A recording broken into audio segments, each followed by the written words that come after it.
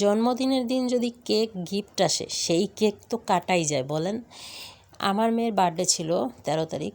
এই যে একটা কেক দেখতেছেন, এটা হচ্ছে চকলেট কেক। এটা বার্থডের আগের দিন রাত্রেই গিফট এসেছে। আর পরে জন্মদিনের দিন বিকেলবেলা আবার আরেকটা কেক চলে এসেছে, এক আপুর নিজের হাতে তৈরি কেক। চলেন সেই কেকটা দেখে আসি, অবশ্যই কেমন হয়েছে বলবেন। এই যে সাদা একটা ভ্যানিলা কেক, এই কেকটা এক আপু আমার মেয়েকে গিফট করছে। কেকটা দেখতে যেমন সুন্দর, খেতে অনেক মজার।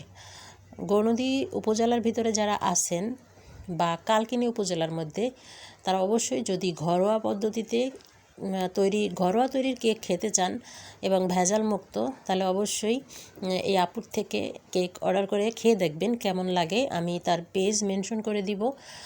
অনেক মজার ছিল। আসলে আমরা বাজার থেকে অনেক কেক খেয়েছি, বিভিন্ন দামি দামি রেস্টুরেন্ট থেকেও কেক এনে খেয়েছি, তবে এই আপুর তৈরি কেক অনেক স্বাদ ছিল, অনেক মজার ছিল। আমাদের বাসার সবাই অনেক প্রশংসা করছে।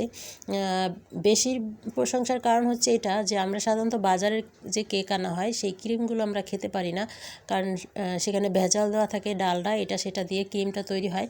তবে এই কেকটার মধ্যে কোনো ডালডা ছিল না। কেকটা একেবারে মানে এই কেকের যে ক্রিমটা, কোনো ডালডা ছিল না। ক্রিমটা অনেক সফট ছিল, অর্থাৎ আনতেই আমরা যে তার থেকে এনেছি তখনও যেরকম নরম ছিল, আর কাটার সময় ঠিক ওরকমই, একটু শক্ত হয়নি।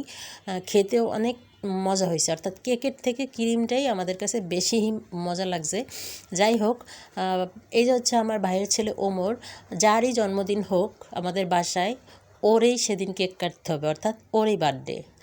আর বছরে যে কয়বার ওর বার্থডে হয় তার কোনো হিসাব নেই। যাই হোক, ও অনেক এক্সাইটেড ছিল কেক কাটা নিয়ে। আর বিশেষ আকর্ষণ ওর হচ্ছে পার্টি স্প্রে, অর্থাৎ যার জন্মদিন হোক ওর একটা পার্টি স্প্রে লাগবেই, ও সেটা ছিটাবে। তাই ওর জন্য একটা পার্টি স্প্রে বরাদ্দ থাকবেই।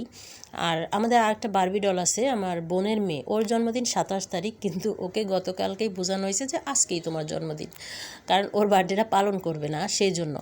যাই হোক, ও সেটাই বুঝছে, ও মনে করছে হ্যাঁ ওর আজই ওর জন্মদিন, অর্থাৎ আমার মেয়ের আর ওর একদিনেই জন্মদিন।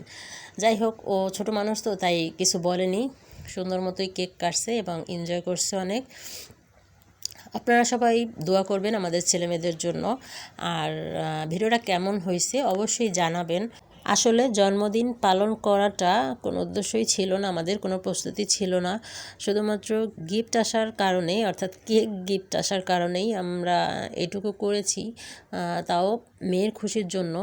যদিও আমার মেয়ে বলেছিল, কিন্তু তা আমি ওকে বুঝিয়েছিলাম যে এবছর হবে না, আমি আগামী বছর চেষ্টা করব।